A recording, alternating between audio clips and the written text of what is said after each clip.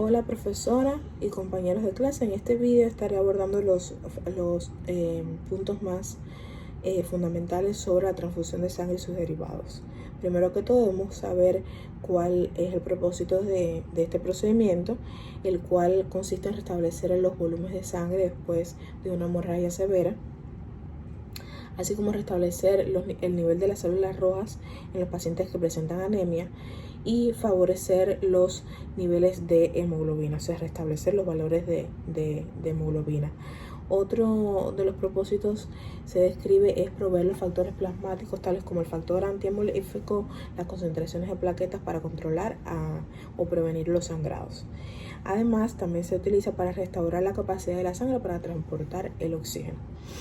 Una vez identificado estos propósitos, debemos tener claro cómo realizar el estimado antes de administrar, antes de realizar el procedimiento.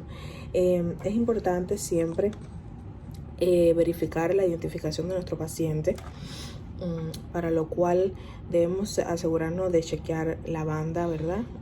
Intrahospitalaria de nuestros pacientes, checar los signos vitales antes y durante la transfusión.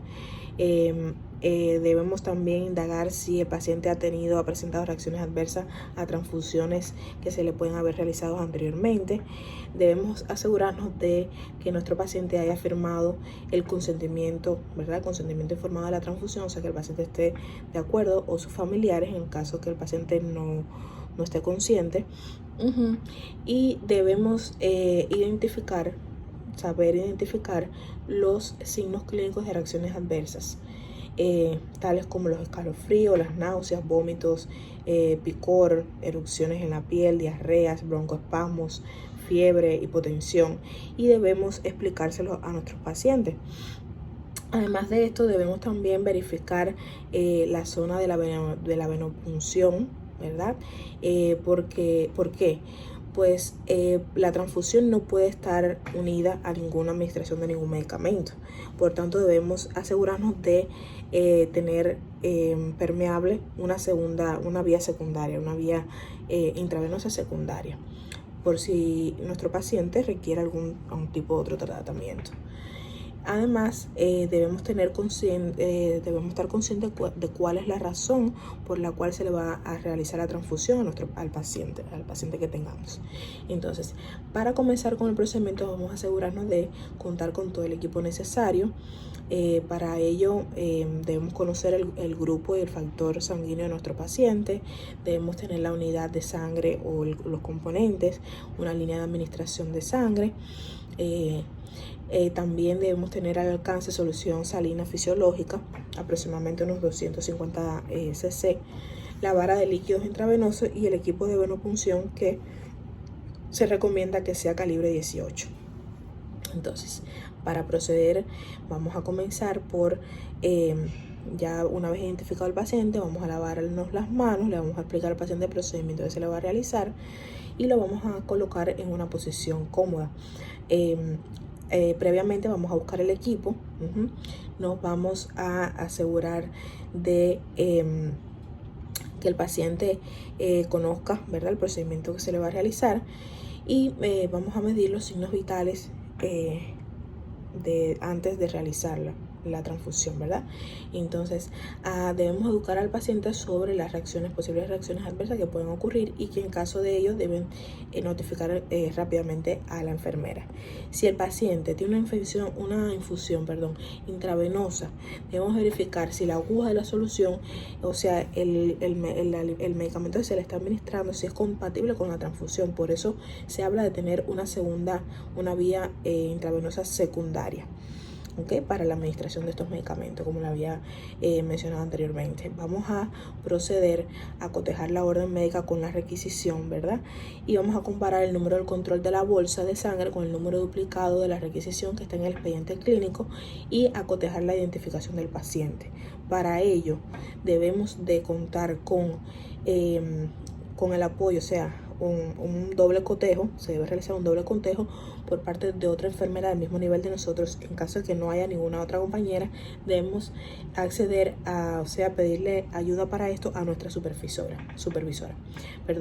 Entonces, un detalle muy importante que debemos saber es que tenemos 30 minutos. O sea que cuando vayamos a buscar la bolsa de sangre al banco de sangre, ¿verdad? Tenemos 30 minutos como máximo para comenzar con la administración de la transfusión al paciente. Es un aspecto súper importante que debemos tener claro dentro de las implicaciones de enfermería. Entonces, una vez verificado el grupo, ¿verdad? El factor de nuestro paciente que corresponda con el de la bolsa de sangre que le vamos a administrar, y las indicaciones, la prescripción médica, ¿verdad? El número de goteo y la cantidad que se le debe administrar al paciente. Vamos entonces a verificar, vamos entonces a colocar la línea de transfusión de la bolsa de sangre de la misma forma que se realiza con los líquidos intravenosos, y vamos a comenzar la transfusión de sangre regulando el goteo durante los primeros 15 minutos en un número de 20 gotas por minuto. Vamos a proceder a verificar los signos vitales de nuestro paciente, que no haya reacciones adversas, y luego que, debemos explicarle que si presenta alguna de los síntomas inusuales, nos debe comunicar inmediatamente. Muy importante es que el paciente nunca se puede quedar solo, siempre debe estar bajo la supervisión de la enfermera. Vamos a proceder a verificar los signos vitales cada 15 minutos. Y luego de este tiempo, entonces vamos a continuar con las indicaciones como la haya puesto el médico si el paciente no ha presentado ninguna reacción. Si ha presentado alguna reacción, procedemos a retirar la transfusión sin ni siquiera esperar, sin ni siquiera haber notificado previamente al médico. Procedemos a retirarla, que es realmente el proceder correcto.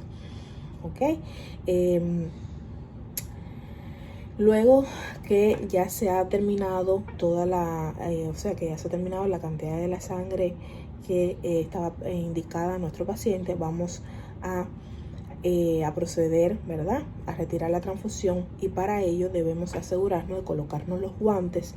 Vamos a cerrar la llave de la línea de la sangre, limpiamos el área con solución salina fisiológica, ¿verdad? Y vamos a descartar la línea de transfusión según las normas de la agencia, que en la forma de requisición debemos escribir la hora en la que se terminó la transfusión y la cantidad de sangre que se le administró al paciente. Una de las copias debe ir en la bolsa de sangre que vamos a retornar al banco de sangre con la cantidad que haya con el sobrante, y otra la vamos a guardar en el expediente de nuestro paciente.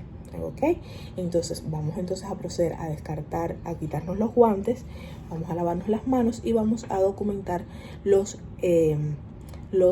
toda la información relevante durante la transfusión, como fue la cantidad, la hora que se terminó, la duración de la transfusión, si hubo o no alguna reacción inusual, y el tamaño de la aguja que se utilizó, y si continúa con una infusión primaria el paciente.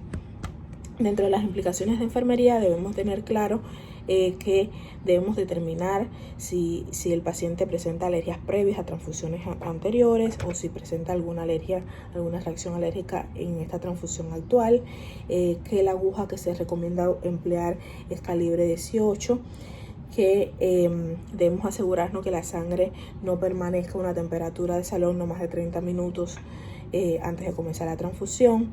Debemos también, muy importante, que la toma de los signos vitales va a ser durante la transfusión, cada 15 minutos, y luego terminado, realizar el estimado del área de la venopunción, que no hayan signos flogísticos o de infección, algún tipo de traspasación. Y bueno, por último, que si el paciente tiene una línea primaria bajando, se debe verificar si la solución es compatible con la sangre, y en caso de que no, entonces debemos de tomar otra vía intravenosa, una segunda vía. Entonces esto sería todo con respecto a este proceder. Espero que les sea útil y nos vemos en el próximo vídeo.